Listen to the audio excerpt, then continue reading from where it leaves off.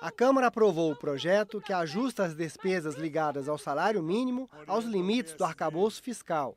A medida é um dos projetos enviados pelo governo como parte do ajuste fiscal anunciado pelo Ministério da Fazenda.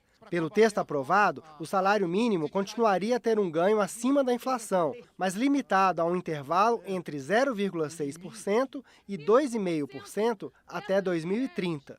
O deputado Bom Gás, do PT do Rio Grande do Sul, afirmou que mesmo com esse mecanismo de contenção, o ganho real do salário mínimo está mantido. Esse projeto aqui vem junto com os demais projetos e nós precisamos votá-lo aqui. Essa casa não pode votar, de um lado, isenções fiscais para grandes empresas, não votar a progressividade mais acentuada para que os ricos paguem a conta, para não dar distorções e déficits na economia brasileira. E aí o conceito fiscalista entra e exige que se corte do andar de baixo. Não, tem que cortar do andar de cima. Por isso nós estamos dizendo aqui que no salário mínimo precisa ter reajuste integral da inflação, do PIB, porque isso é dinheiro na veia do povo trabalhador, para a economia continuar crescendo. Com a redução do ganho do salário mínimo, são reduzidas também despesas que têm o mínimo como piso, como benefícios previdenciários, seguro-desemprego e abono salarial. A deputada Sâmia Bonfim, do PSOL de São Paulo, criticou a falta de dados apresentados pelo governo sobre o impacto da medida. Não apresentou nenhum dado social do efeito que essa medida vai ter. A única preocupação foi o impacto financeiro, do quanto vai se cortar.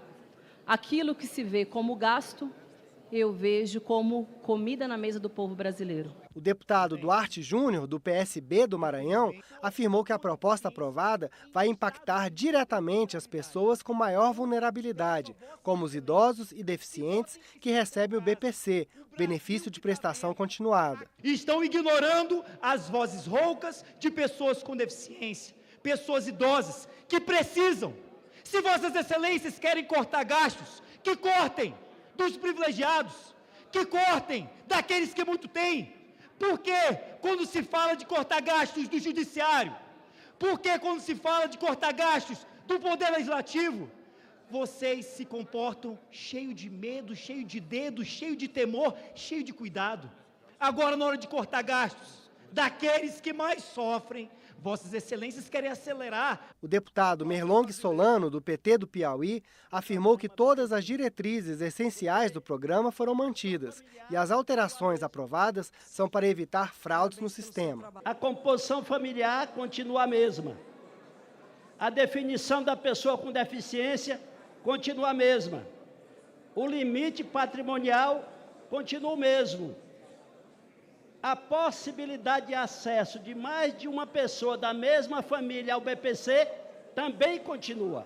Esses são os aspectos essenciais. E que ele mudou a legislação? Em aspectos voltados para garantir a lisura, a transparência, para garantir que o BPC chegue nas pessoas que de fato precisam deles, para prevenir desvios que estão fazendo a felicidade de muitos advogados pelo Brasil afora. A proposta segue agora para análise do Senado Federal.